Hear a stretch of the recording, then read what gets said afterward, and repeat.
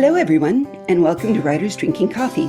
This is a podcast of a bunch of writers sitting around, drinking tasty beverages, and talking about writing, publishing, and the whole creative process. We do not censor ourselves, so consider us PG-13. Your hosts today are Chaz Frenchley and me, Jeannie Warner. This is episode 123, interview with Catherine Lundoff. Welcome, Catherine. Hi there. Thank you so much for having me on. Catherine Lundoff is a writer, an editor, a publisher, a game writer. Wow, she does so much stuff. How do you ever manage to have a day job with all of this? Well, it isn't easy. I try not to do all of it at the same time, but it doesn't always work out that way. Well, you're living proof for me that when they say if you want something done, give it to a busy person. Let's start with the publisher because Queen of Swords Press is pretty cool. And I believe you have a birthday of that coming up, right? We do. We turn 5 in January, which is very exciting. Ooh. What are you doing to celebrate? That's a really good question and something that I need to think more about.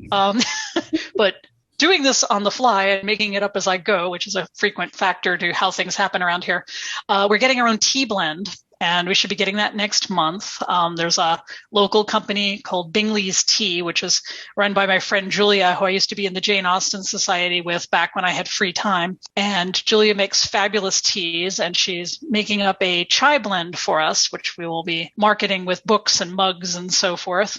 So we'll have the tea, and we'll probably do an event either locally from Dreamhaven Books or possibly remotely from our attic office. A mere mile away from Dreamhaven Books. You don't have a special edition of something planned for January? You know, there was no way to get the timing to work out for that. Yeah. We do a lot of our releases in time for either the holidays or specific promotional opportunities. How did it happen for those people that are thinking, well, my career as a writer isn't like blowing off into the stratosphere. Maybe I could be a publisher.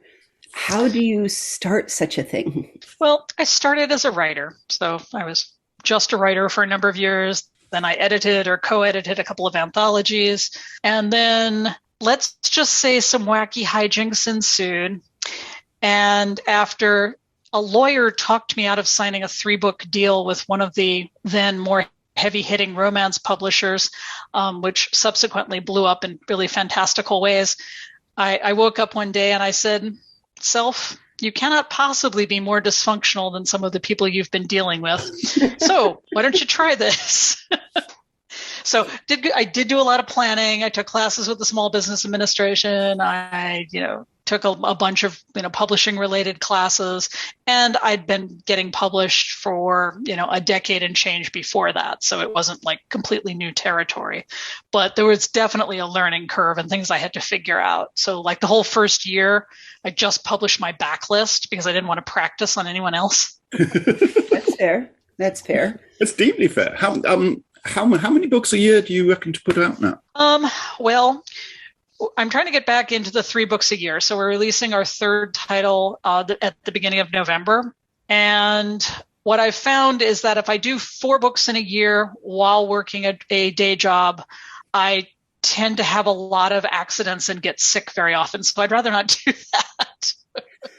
Well, if you say 3 books a year and you've been open for 5 years, so is your 15th title coming up? 13th. Last year was 2020 with all that went with that.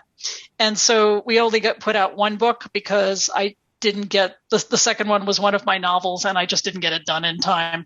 So what were the challenges specific to COVID? I mean, besides a general sense of hanging doom and ennui combined, what are the challenges that publishers had during COVID?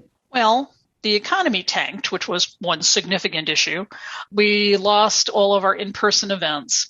So for an example, the book I did manage to publish last year was A.J. Fitzwater's The Voyages of Sinrak the Dapper, which is a marvelous collection of linked stories about a dapper lesbian capybara pirate. Ooh, and it is awesome. Need this. A lesbian capybara pirate. Yes, we all need this right now. It's like a fictional hug. I mean, it's just this bundle of queer joy of a book. So it really needed to be out in the world. However, yes. AJ lives in New Zealand. So we had planned for AJ to do a brief tour of the US, and we were going to do a release party, and AJ was going to do readings on both coasts. And we had all this stuff in the works, lined up, confirmed, just about ready to go. And then lockdown happened.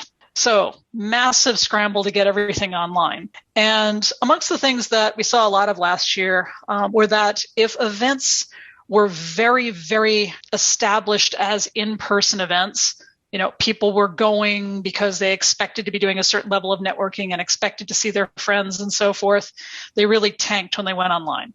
Right. The things that were less heavily attached to the in-person perspective or were built, like Flights of Foundry is one example of a conference that was built to be online. Those were great. Those were fine. They went great.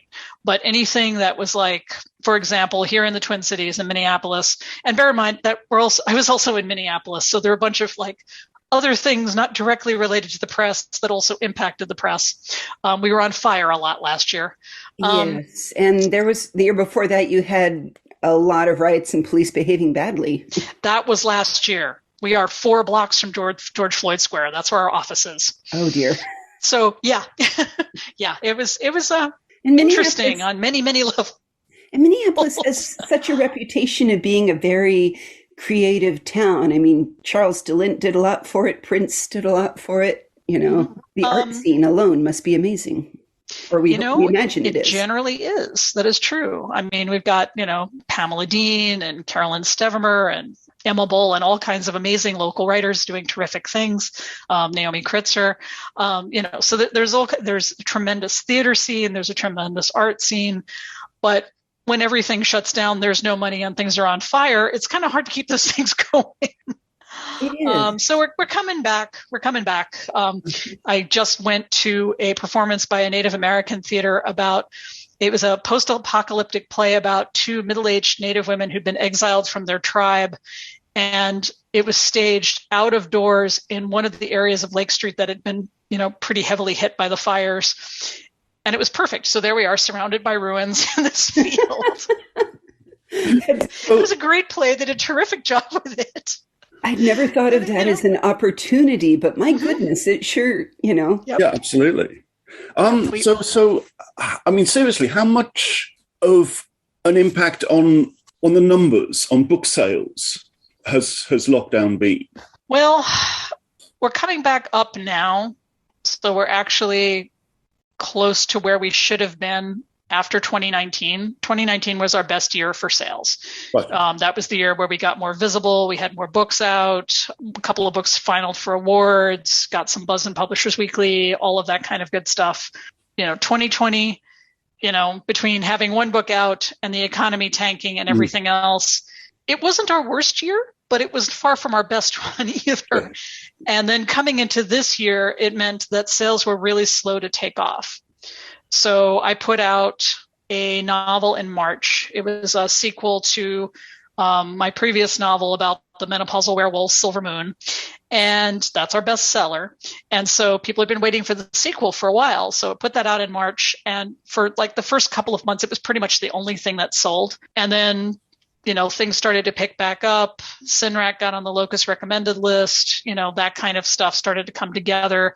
Put out another book by a different author from New Zealand, Rem Wigmore, in August. And so things have definitely been going up ever since then. Plus, we now have more in-person events and people are more accustomed to online events. Because I think part of the problem was that they just didn't go and shop while they were there, either because they legitimately couldn't because there wasn't money, or because they weren't used to it, or, it just wasn't the same kind of thing that you get tabling at a WorldCon or tabling at a bigger convention.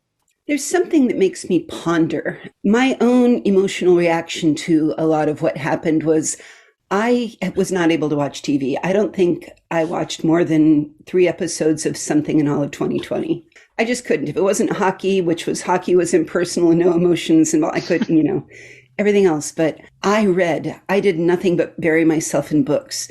But I heard a lot of people that had, because of their own emotional reactions to what was going on, they're like, I can't concentrate. I can't finish a book. I just put them aside. And I wonder if it's just that people couldn't when in 2020 in particular, and maybe even the first few months of 2021 until let's say after January passed, at least in America, it was a certain lightness and a certain sense of hope allowed me to re-engage with TV, but other people who were the opposite to be re-engaged in literature again. I think there's definitely something to that. I mean, I spent most of the summer either, trying to help people out or watching for fires or explosions or whatever was going to happen next. And it was very, very, very intense here.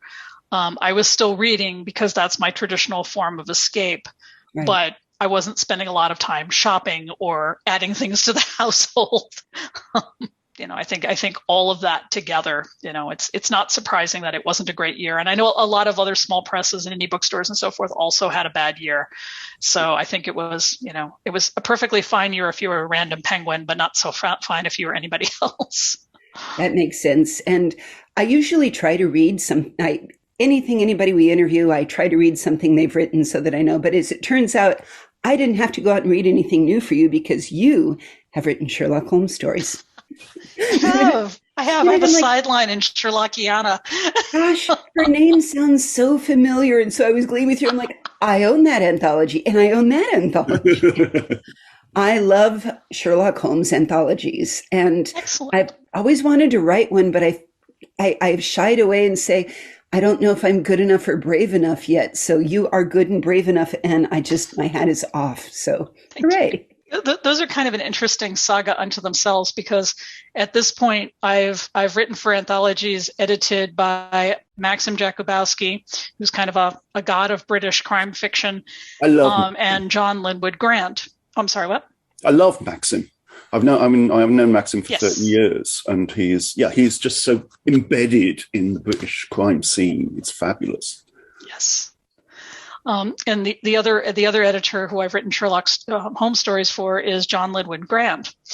And both of them like canon a lot. So to write for either of them as an American author is a really interesting experience. And I had to do like a lot more prep work than I would have under other circumstances for, I think, probably an American editor doing something similar. So amongst other things, I actually reread the entire canon end to end. I'm sorry, he had a lot of extra words in there from his newspaper. I'm just thinking, study of Scarlet, everybody knows. And you lose Holmes very quickly and you go off to America and talk about Mormons. So just saying. And yet I've read them all multiple times now. Oh, you. But yeah, so that was actually part of my prep to get ready for that because, I wanted the tone right and I wanted to, not sound like an American writing a strange stereotype of, Victorian detective. That brings up an interesting question, though. And I don't know that, has anybody said anything like this? So you kind of went and researched a little bit of the editors and the people running it. If I wanted to, would that be good advice? If I wanted to submit to an anthology, I should go look up what else they publish and what it sounds like. And do they have a tone and that sort of thing? If you want to increase your percentage of acceptance, it's an interesting idea. Yeah, it can make a big difference. Yeah, they always say if you want to publish in a particular magazine, read a few issues of that magazine first. And chasing editors is exactly the same thing. You look at what the kind of things they publish, the kind of things they like, right. and shoot in that general direction. Well, I dared to write something. I'm still working on it in 1901. London starts in London. So the first person I went to is, hey, Chaz, you may not know this, but you're British. And yeah, I'm spending a lot of my time this year, particularly Britishifying a series of American novels. Well, no, a series of novels written by an American, Brenda Clough, but set in the UK. And again, Victorian times. So there's a lot of sort of history and twiddling that I'm applying to her manuscripts. We call it chazifying. And there's been so much back and forth about this. We think we have a slim volume, something more than a pamphlet, because a lot of American writers set stories in the UK, particularly historically. Likewise, the other way around, a lot of British writers like to set stories in the US.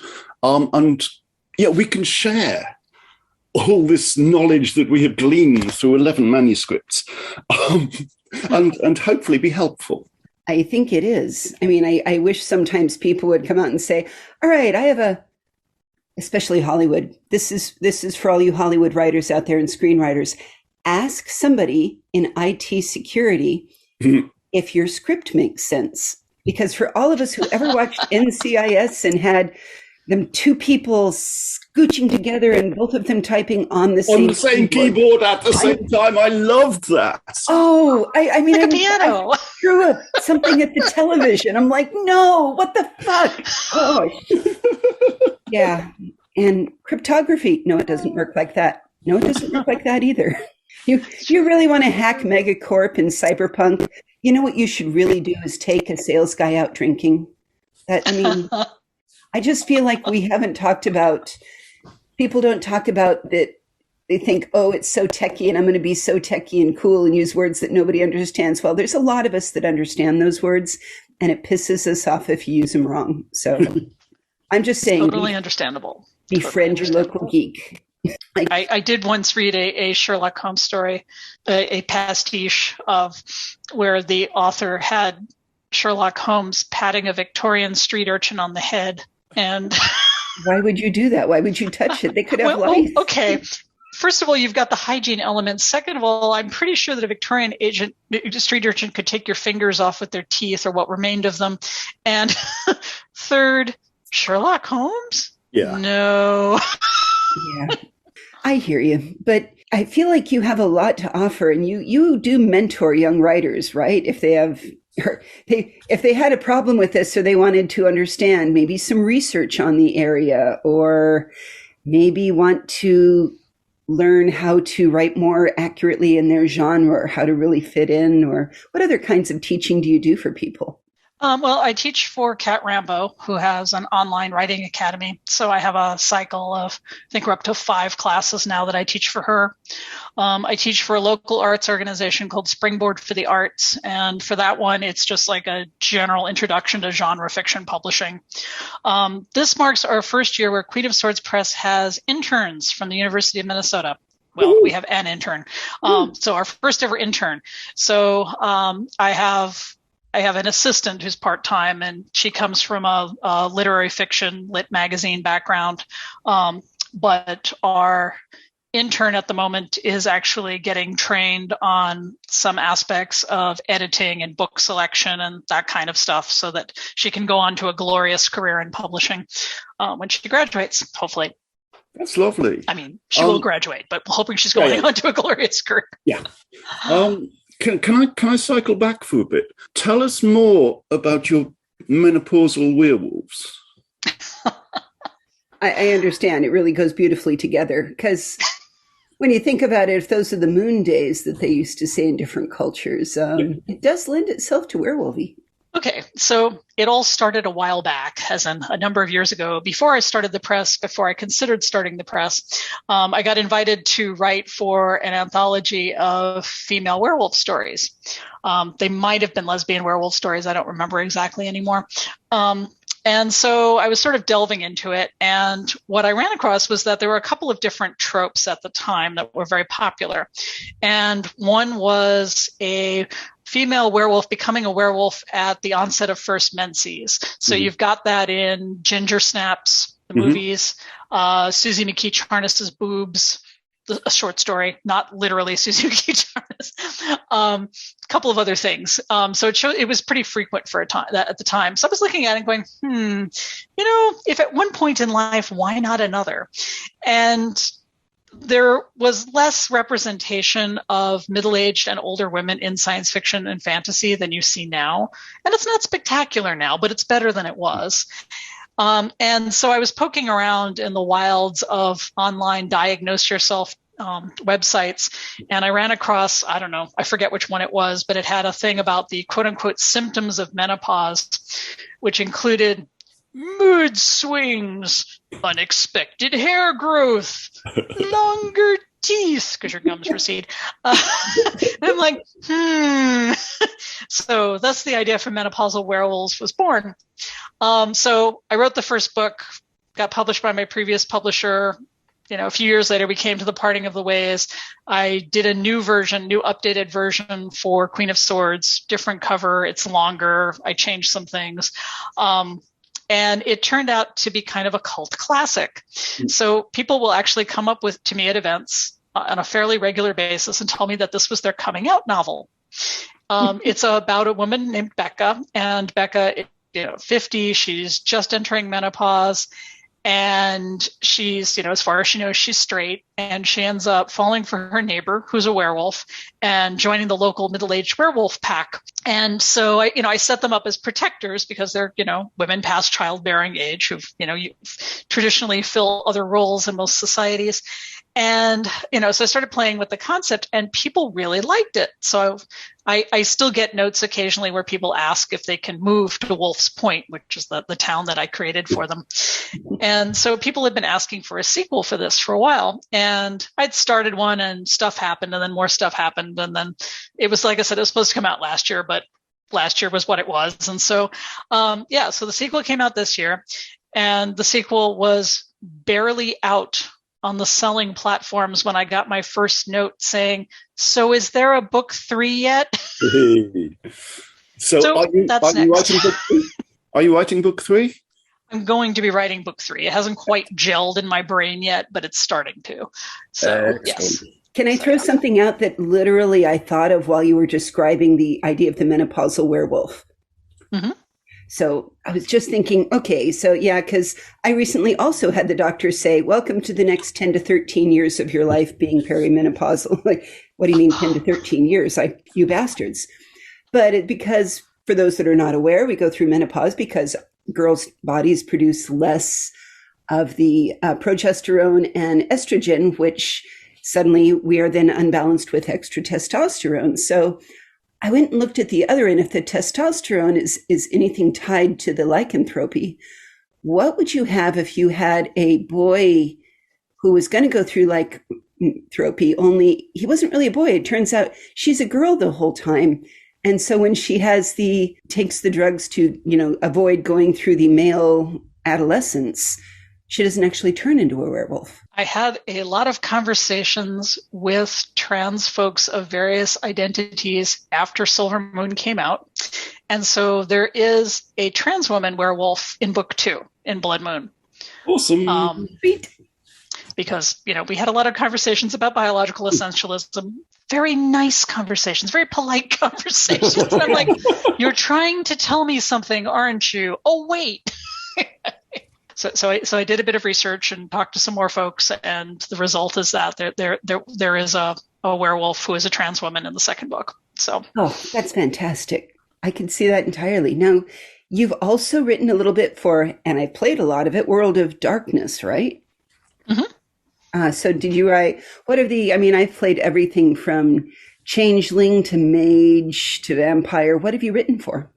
I have a story and a tie-in anthology for the Vampire the Masquerade 20th anniversary, which came out a few years ago. And I've got a story in, I'd have to look up the title of the anthology. But if you look at on Onyx Path's website, they're all there, Onyx Path Publishing.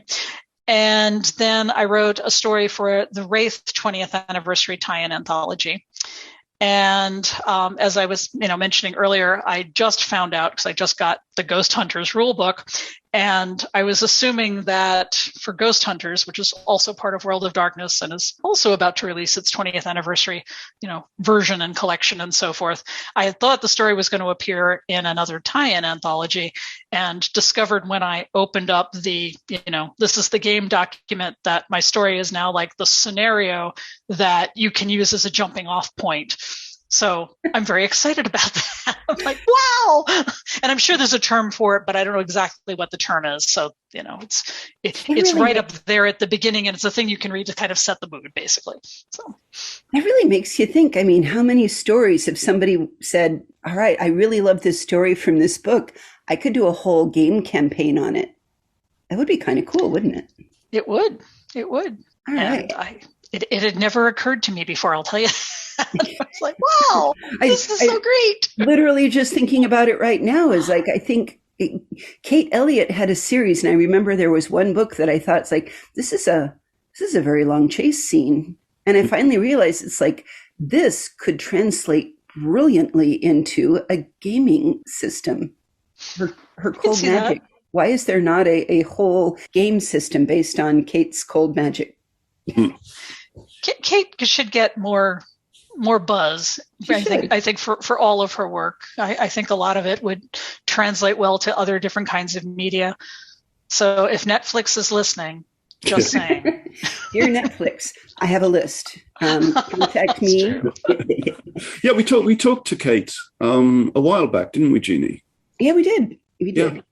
We can put a link to that too. I was going to say, I apparently knew in a very strange way, I was recommending how a friend of mine had her daughter got caught having sex in the boys' restroom at the high school. And so she was called over. And so I made her watch Sex Education, the first episode, because it seemed oddly appropriate. And then I was telling somebody about it a couple of days later, and the fellow looked at me and cocked his head and says, my husband used to be a producer on that show. I did not know that. That's fantastic. So it's a tiny little world out there. Say your desires out loud, and maybe somebody will be listening and be able to hear it. Cannot hurt. Cannot hurt. So what are you doing next? What's your cunning plans? Right now, I am working on getting Jenny Goloboy's new humorous science fiction novel, Obviously Aliens, ready for November. I love the title. And it's a lot of fun. There's a body switch, and there's talking corgis, and there's evil plumbing executives, and it's just plain fun. You had me at corgis, I'm just saying. Yeah, you had us at corgis. The corgis are really adorable. Is it wrong that I looked and said, oh, they have all the pictures up for the new cast coming in of Cowboy Bebop? I'm like, but where's Ein? Oh, thank goodness he's there. I don't know if that was entirely germane to bringing back corgis as being a popular breed, but between the Queen and Cowboy Bebop, I'm just saying corgis are so cute. Did you know I'll have to ask the author. Sorry, say it again, Chess. Corgi butts float. If you immerse a corgi in a bath of water, their butts bob to the surface. It's peculiar. Well, my butt bobs to the surface, so I think, All right. In terms of what would you give if somebody out there was listening or wanting to attend one of your classes, et cetera, what is some basic advice if somebody is like, I don't know if I can write or not, but I want to become a writer? What would you tell them? I think I would ask how they feel about writing when they try to do it. I think that writing for yourself is one thing, and that's perfectly valid and a really cool thing. Writing for publication is its own set of challenges. And I think that it's something you have to want pretty badly to make work for you. And sometimes you can want it pretty badly and it doesn't work for you. And you have to be prepared to accept that too. So I would think, I would ask who they perceive the audience for their writing to be, how they feel about their writing, who their ideal reader is, what would they want people to take away from their writing. And, if it's mostly, I want to do my own thing and write about my favorite characters from Cowboy Bebop, including the corgi, then awesome. That's cool too. And there has to be a place for that. And that's fair because there is a difference. And I love that you pointed out, is it writing for you or is it writing for somebody else? Yep. And to keep your audience in mind, well, we have that for technical writing. We have that for marketing, for any kind of writing copy. The first question you have is, who's my audience? And that's beautiful that you say it so clearly. Because it also, every once in a while I see people argue about, well, my artistic integrity says it has to be all the way that I originally imagined it. Like, there's somewhere the path is in between of artistic integrity and look, what is your target audience looking for? Yeah. You're doing a really interesting thing with this story. However, here is the giant plot hole that once I have driven the Mack truck through it, nothing else holds together. So what do you want to do with that? It's a beautiful point. How about for your personal writing? Do you have anything that you are going to publish anytime soon? Um, I've got an article running in Dream Foundry tomorrow. I'm actually writing a new novel on my Patreon, which is the Queen of Swords Patreon. It goes to sustain the press during periods of slow sales. But I got the idea, about a year and a half ago to take one of my old unfinished novels and just put it out there and crank out a chapter a month, roughly. Sometimes it's a chapter every 2 or 3 months. But, and I'm a complete pantser. So there's a guide to everything, including the notes where I know that I have already messed something up and have to go back and fix it in the next draft. I think this could be neat for listeners and readers too, to say, wow, how did I get, if you're putting your raw stuff out on Patreon versus here's the polished novel, to actually see the process. You can do that with Patreon. Mm-hmm. You can. And I've had some good feedback about that. I didn't actually start writing fiction at all until I was in my early 30s. So there's no trunk novels. There's no unpublished backlist. There's no, deeply fraught tear-stained diary entries. That stuff just doesn't exist. So everything is created as I create it. I feel called out.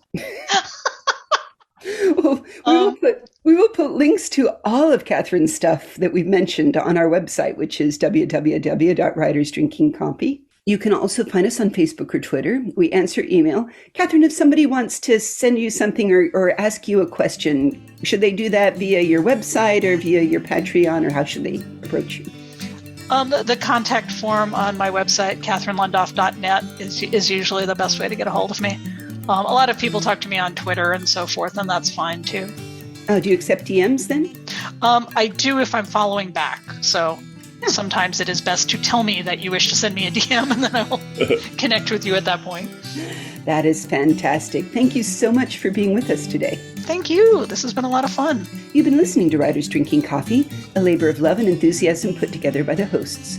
Our main web support magic is brought to you by Deirdre Schween, and our sound engineer and backup web spider is David Welsh.